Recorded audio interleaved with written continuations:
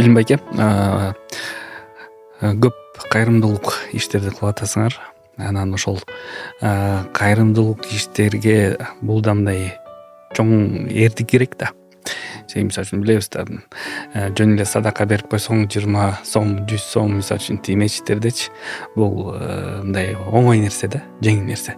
Бирок мындай чоң сумма менен жардам бергенге бул мындай чындыгында бул ушул нерсеге келиш керек, эрдик керек, анан ошол нерсени үйрөнүш керек да. Силер ушундай кайрымдуулук иштерде кандай иштерди кылып атасыңар, анан ошол нерсеге балким кээ бир принциптер барбы да, мисалы үчүн ай сайын мындай кылабыз же пландар барбы, же ошол суммадан бир определенный бөлүктү кайрымдуулукка сарптайбыз деген ушул бизнесте кандай принциптер бар? Ошол жакшы суроо болду. Бизнесте өзү мындай го, билесиз го, Куранда мисалы Манас эпосунда эмне ачык кээ баягы кээ бир биз азыр дин жөнүндө сүйлөшүп атабыз, бул жакшы, Аллага шүгүр. Нур Султанга да мисалы бул жакта диндер болуп атат. Анан жакында эмеге барып калдым, дагы бир передачага, там депутаттар менен үчөжени бияка койду. Анан баардык эле отурганда эле сразу сакалдан баштап, анан араб кулдарын аркы берки депчи, анан биздин ата бабаларыбыз тигиндей мындай деп, анан мен айттым, мындай кылайык, 5 мүнөттөн сүйлөйүк дедим. Силер 5 мүнөт, мен 5 мүнөт сүйлөйм, мындай болбойт, эле үчөөң үч жактанчы. Анан сиз ата бабаларыбыз дегенде кимди айтып атасыз эже дедим. Мисалы анда экстремист жөнүндө сөз болуп атса, мындай болуп атса, тигиндей болуп атса, фанатизм жөнүндө болуп атса, сиз ата баба дегенде кимди айтып атасыз? Манасты айтып атасызбы? Семетейди айтып атасызбы? Сейтекти айтып атасызбы? Кимди? Шабдан Батырды, Ормонхандыбы, Жусуп Абдрахмановду, Исхак Разаковдубу, кимди? Тоголок Молдо, Токтогул Сатылганов, кайсы ата бабаны айтып атабыз? Анда сиз экстремистке чыгара турган болсоң, анда ушунун баары экстремист болуп калбайбы анда? Мисалы да. Сиз мейли энелер боюнча айтып атасыз. Энелер боюнча сиз кайсы энени айтып атасыз мисалы? Курманжандатканы айтып атасызбы? Кимди? Жаңыл Мырзаны айтып атасызбы? Башка кимди айтып атасыз? Каникейди айтып атасызбы?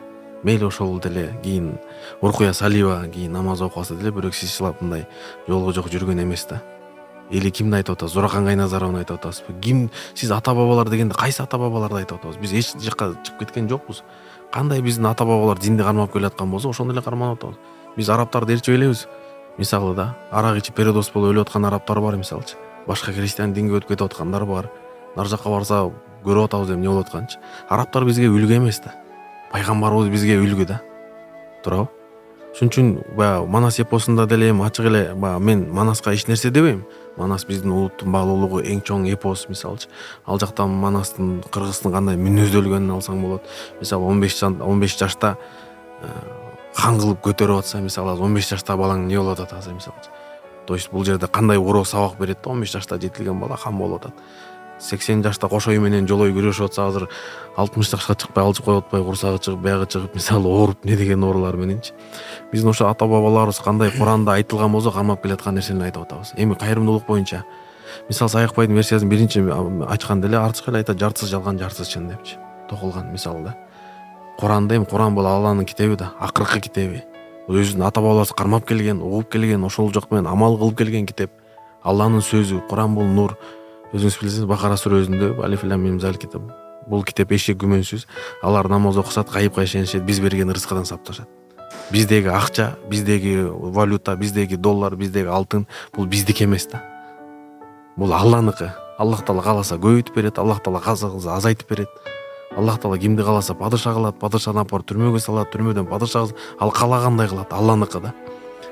Ошон үчүн мен жашоодо канча деген бизнесмендерди көрдүм деген устаз. Акчасы бар, бирок жакшылык кылбай жетишпей кетти да. Алар жердин алдында. Эгер азыр мүмкүнчүлүк бергенде, сени миштаң эмне дей турган болсо, азыр чыгып туруп мен болгон акчам баарын таратат элем. Аллах Таала кандай дедисе ошондой кылып жашайт элем. Ковидте көз алдыбызда канча деген байлар өтүп кетти да. Канча деген миллионерлер өтүп кетти да. Байлык келген байлыкты туура иштетпесең, бул башыңа түшкөн бале болот экен да. Мисалы көп эле адамдар бар, намаз окуйт, бирок зекет бербейт да, таң аласың. Мен мындай эле берип койдум депчи. Эми бизди ушу бердиртип аткан, Аллах Таалага көп Куранда эле намаз окугула, бергиле, бөлүшкүлө, бергиле, бөлүшкүлө көп жердечи. Исламда берген бул эң чоң баалуулуктардын бири экен да. Анан бизнесте ишенесизби, мусулман адам алып байыбайт, ачык качан алып байыбайт, берип байыйт да. Мен ушуну мындай практика жүзүндө көрдүм да, бизнесте колдонуп көрдүм да, канча берген сайын жол ачылат, канча берген сайын ошончо мындай.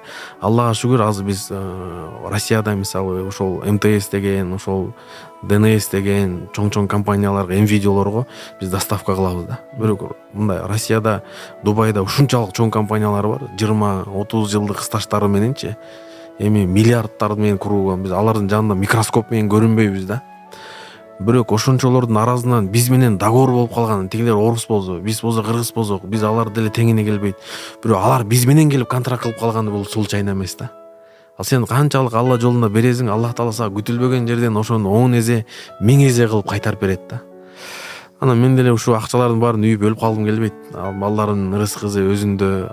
Анан колдон келишинче ушу жакшылык кылганга аракет кылабыз. Анан эми кээ бирлерде жакшылыкты көргөзүп кылабыз, кээ бирлерде көргөзбөй кылабыз. Албетте эми бардык амалдар ниетке жараша дейт го. Эми эгер ниеттен биз мактанып, элди мактасын деп берген болсок, анда бул биз өзүбүз запкы жейбиз. Тозокко күйө турган биз турабы, кимде жүрөгүндө кыпынчалык ушу рия болсо, эл мени мактай турган деген болсо, ал өзүнөн өзү тиякты издей берсин деген го.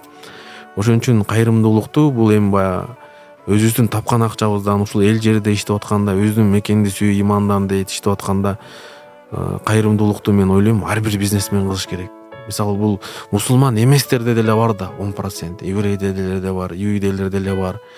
Анан кайрымдуулукту бергенде ушундай болуш керек, баягы рахат ала тургандай болупчу. Анан напси да бердиртпейт да, напсини уга турган болсоң айтат, сен тапсаң, сен иштесең, неге сен бересиң, ал өзү иштеш керек. Бул напсинин сөзү. Аллах Таала айтат, бергиле дейт.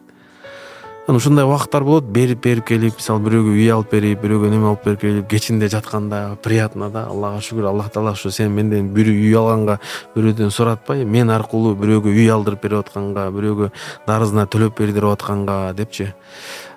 Бизнесте мен бир дагы предпринимательди мындай көрө элекмин, тоштогу мындай бербеген неменичи. Алган кандай болсун, ошол эле Рокфеллер, ошол эле Илон Масктар болсун, ошол эле кимдер гана болбосун, бардыгы булар филантроптор болгон да. Ошол эле мисалы Алишер Усмановду көрүнбөгөн менен канча деген адамдарга эме кылган, Аллах Таала эбегейсиз көбөйтүп берген да. Ошол эле мына Нурсултан Мырзакшыбек Сулайман Ражики канчалык жакшылыктарды кылган, канчалык вакыфтарды кылган, Аллах Таала эсебин саналбай калды го.